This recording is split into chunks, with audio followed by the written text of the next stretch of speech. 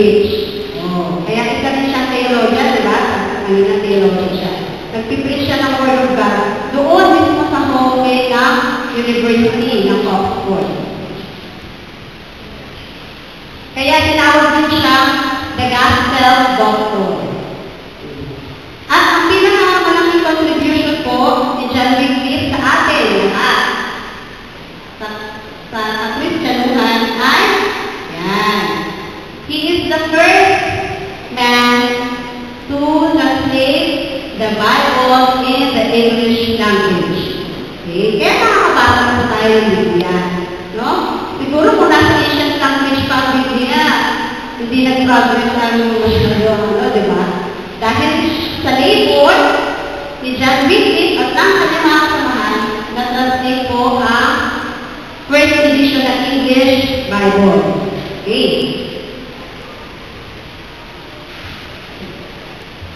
Pero po, ito si John Wycliffe kasi hindi pa siya 60 years old. Mukha na daw siya matanda. Dahil sa marami niyang study, sa maraming niyang kaaway na kailangan niyang depensahan.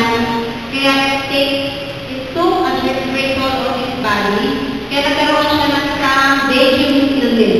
Hindi ko naman sinabi rito kung ano, pero nagkaroon siya ng dangerous illness. Ngayon, gumagawa itong mga science. Ito na yung pagkakataon namin. Kaya kahit nasa bed pa siya, may sakit siya, pumunta yung mga friars. Sabi nila, gagawin mo, i-recant mo, gawin mo, ang mga sinabi mo, na mga hindi totoo. Alam niyo po, ginawa ni John Wycliffe, sinabihan niya yung kanyang assistant na sayo siya. Sabi niya, I shall not die, but live, and again bear the evil deeds of the trial. Yun, ang sinabi niya, no?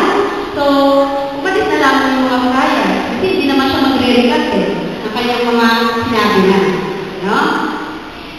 Alam niyo po nung panahon na yun, mahirap po ang pag-print, kasi wala pa daw printing. Andong pa nung mga panahon na yun. Kaya yung paggawa at pag-supply ng Biblia, ng time niya ay mahirap. Madami lang parang sa economics ba, supply and demand. Marami ang demand, ang supply makaunti. Kasi sa hirap, no? May mga willing ng mga tao na mag-English na transcribe. Transcribe ka ng Biblia. Transcribe. Yung iba, mag-order ng part lang, portion na translate niya. Yung iba naman, buto-buto, lalo na yung mga mayayaman. Buto-buto ang kalang order na Biblia. Yung iba naman portion nga.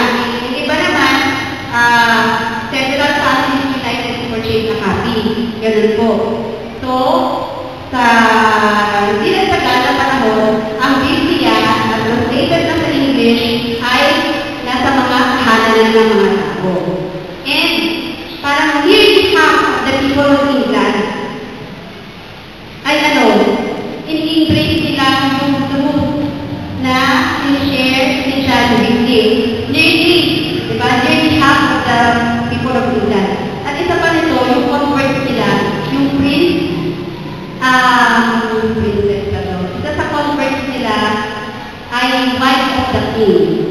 Ano naman, no? Isa sa convert ay wife. So, ano siya? Queen. Queen. Namatay po si John Wycliffe. Diba, marami ang gustong dali siya sa isang trial, diba? Ang Diyos ay gumagawa nga ng mysterious way, no? Si John Wycliffe, namatay siya nung siya ay naghahandal ng isang communion service. Noong time na yun, bigla na lang siya magsuba. Tapos, in-experience yung palsy. Ano ba yung palsy? Ha? Nag-tremble. Yun, no? He fell, triggered with palsy. In a short time, he died. Yun po ang kamatay niya. Nag-ilang siya ng communion service sa congregation niya. Ganun po ang pagkamatay niya. Ngayon po, ang maganda po dito, yan. Si John Wycliffe,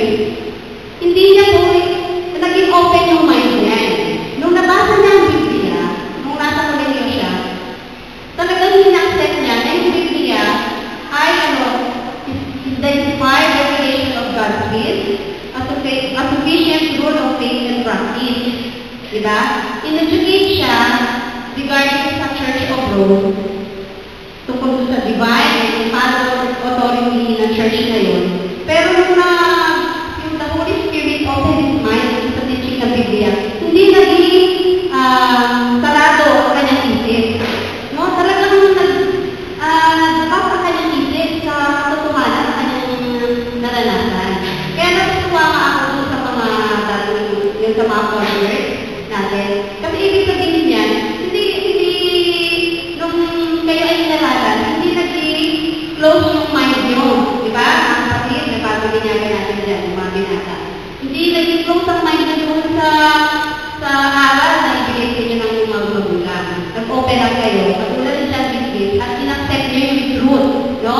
Although, yung truth na nag-grasp lamang ni John Baptist noon about salvation by faith, no? Tsaka ang authority lamang ay ang Biblia. At ang Holy Spirit is the only interpreter. Ang maganda doon mga kapatid, si John Baptist, kahit siya ay matalino, pinagamit niya yung katalinuhan niya, nabiyaya rin ng Panginoon para mabuksan ang Kristiyanismo noong time na yun, noong panahon 14th century. He turned the minds of men from the Pope and the Church of Rome to the Word of God. Okay. Ano po ba ang nagagawa ng pag-aaral ng Biblia? Ano po dyan, mga kapatid? The study of the Bible will ennoble every thought, feeling, and aspiration as no other study can. Irresistibly, it gives stability of purpose, patience, courage, and fortitude. It refines the character and sanctifies the soul. Sino po ba dito yung... Kasi ako ay ilang years na ba sa pagiging husband.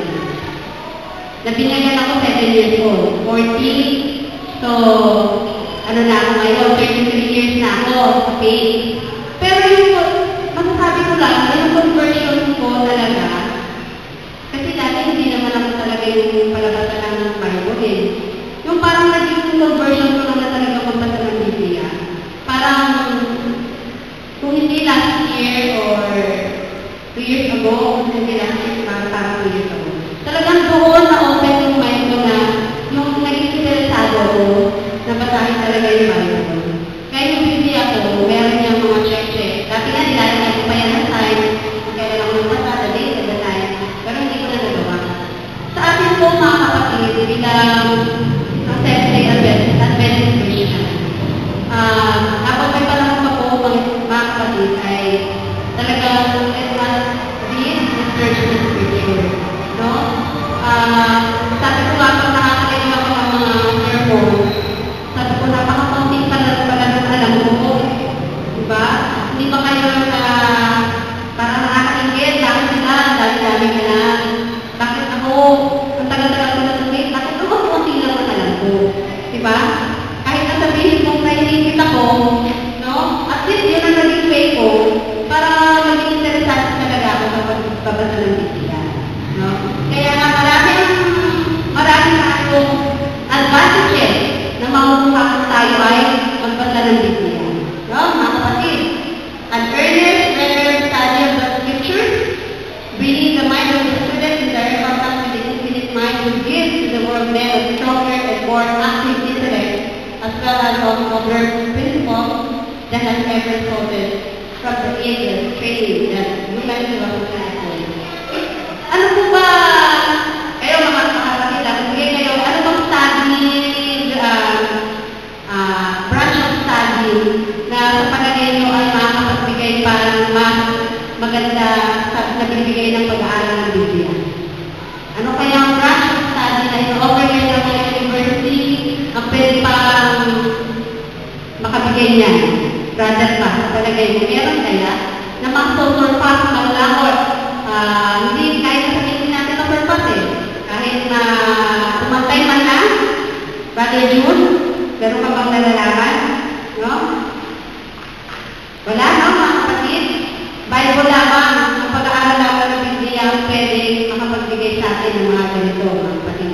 Sabi nga sa Psalm 119-130, binasa ni Brother Federico, the essence of the word, given life, given understanding. Yung aral po na tinuro ni John Wycliffe, nung na siya ay namatay, ay pinagpatuloy ng kanyang mga followers. Yung mga followers niya, kasama pa yung mga Wycliffe or kaya Lollard. No? So, sila ay pumunta sa iba-ibang lugar at pinangaral. At dahil na marami na ang tumanggap at pabalita, ang ginawa ng time na yun, iba na yung hari, na iba na. So, gusto mo pa ang hari na maging malakas siya sa Roma. Kaya nagkaroon ng pag-uusig. Yan. Nagkaroon ng pag-uusig. So, marami sa mga converts naman ang nagpatuloy yung faith nila. Pero meron din po na dahil sa hirap na rin, dahil sila ay tulong, ay sila na, sabihin natin sila ay bumaliktad na. Hindi na nila, yung kanilang truth na kanilang pinagdalaban, noong lang sila ay naglabas na lang pinalabas sa kulungan, pinagtuon sila ng, sabi dito, pinagtuon sila ng suot na nagsasabi, parang nagsigal sila, yung mga sinabi. Ganun na nangyari noong time na yun. So they purchased their freedom at the sacrifice of their faith. Darating po ba tayo sa panahon gano'n, mga kapatid? No? Darating tayo sa panahon ngayon na nagdala-gano'n, di ba? Mamimili ka ng faith mo or kaya yung freedom mo. Di ba? When the time comes, nasa inyo po ang kasagutan. Kung ano po ang magiging choice nyo sa panahon yun. Okay. Nung namatay si Wycliffe, hindi lang natapos doon yung galit ng Rome sa kanya. Alam, 40 years after na namatay siya, alam mo ginawa doon sa kanyang body, pinakukay ulit yun ng Roma, pinakukay at yung bones niya, sinulog, publicly burned yun, bones niya, pinakita sila sa publiko, at yung ashes niya ay sinamoy sa neighboring group. No? 40 years after his death. Tingnan niyo yun? Pero yung gawa ni John Wycliffe ay nagbuka sa marami pang mga tao. So, susunod lang sa next Friday, at dahil na nangaral sila, yung writings ni John Wycliffe, ito ay napunta sa Bohemia. Kay John, John of Bohemia. Ang Bohemia ay isang region sa Czechoslovakia. No? Tapos, doon ang pag-aralan, patuloy ang pag-aaral ni John Huss doon sa areas ng Romanism. Kaya, nagkaroon din ng Reformation.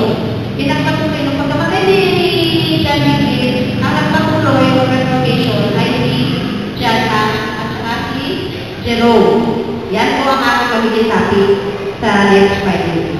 Kaya, ang Panginoon, sabi nga, ang Panginoon hindi niya kayaan na yung growth ng Reformation, time na yun, ay stop na lang.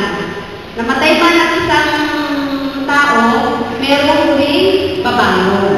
No, mga kapatid?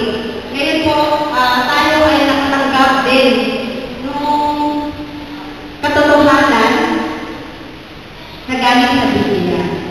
Ang hamon po sa atin ngayon ay paano ba natin sa paglalagin? Tayo po ba ay mag-business? Or itatago na lamang po natin ang Biblia na pinaghirapan pa lang i-translate? Ni John Wycliffe yung araw, no? Mahayaan ang ikaw po ang magbabasa ng Biblia. O tayo, ang mga tao ang magbabasa nito. So, magandang gabi po sa inyo.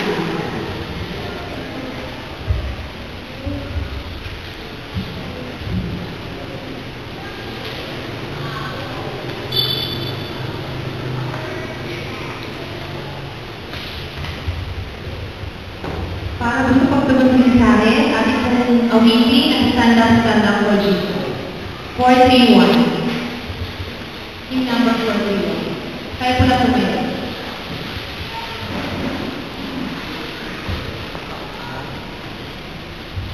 Okay.